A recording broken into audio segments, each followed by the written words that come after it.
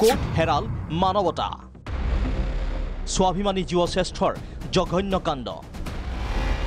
গণধৰ্ষণৰ বলি 14 বছৰীয়া কিশোৰী বৰ্তমান ৰাজ্যত ধৰ্ষণৰ ঘটনা নিত্য নৈমিত্তিক হৈ পৰিছে প্ৰযুক্তিৰ দিশত যিমানেই আগবাঢ়িছে সিমানেই হ্ৰাস পাইছে মানুহৰ মানসিকতা বৃদ্ধি অমানৱীয় কাৰ্যকলাপ শিক্ষিত সমাজত এগৰাকী কিশোৰ বা কিশোৰী প্ৰাপ্তবয়স্কজনো যৌন নিৰ্যাতন বা ধৰ্ষণৰ বলি হয় শিলচৰৰ সোনাই ৰোডত সংঘটিত মানৱ সমাজক কলংকিত কৰাৰ পুনৰাবৃত্তি তিনি যুৱকে অপহৰণ কৰি লৈ গৈছিল কিশোৰীগৰাকীক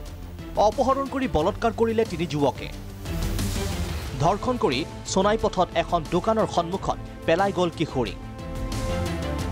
স্থানীয় লোকে প্ৰত্যক্ষ কৰি খবৰ দিয়ে ৰাংগিৰখাৰী আৰক্ষীক ৰাংগিৰখাৰী আৰক্ষীয়ে গ্ৰেপ্তাৰ কৰে ধৃত তিনি যুৱকক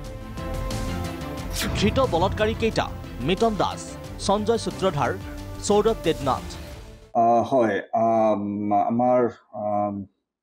ৰাংগিৰখাৰী থানা এলেকাত সেইটো ই কেছ ৰুজু হৈছিলে আৰু আপোনালোকে নিশ্চয় গম পাইছে যে আমাৰ পুলিচ 24 ঘণ্টাৰ ভিতৰতে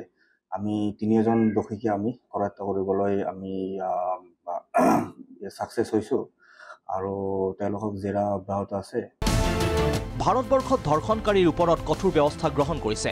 তথাপিও লেহেমীয়া আইনী ব্যৱস্থাৰ বাবে একাংশই এনে অপৰাধলৈ ভয় সংকোচ নকৰে লেহেমীয়া আইনী ব্যৱস্থাৰ সুৰুঙালৈ বহু ধৰ্ষণকাৰী হাৰি যোৱাও দেখা যায় ভিডিঅ' জাৰ্নেলিষ্ট অজিত দাসৰ সহযোগত শিলচৰৰ পৰা অভিজিত ভট্টাচাৰ্য ৰিপৰ্ট ভিজন প্ৰা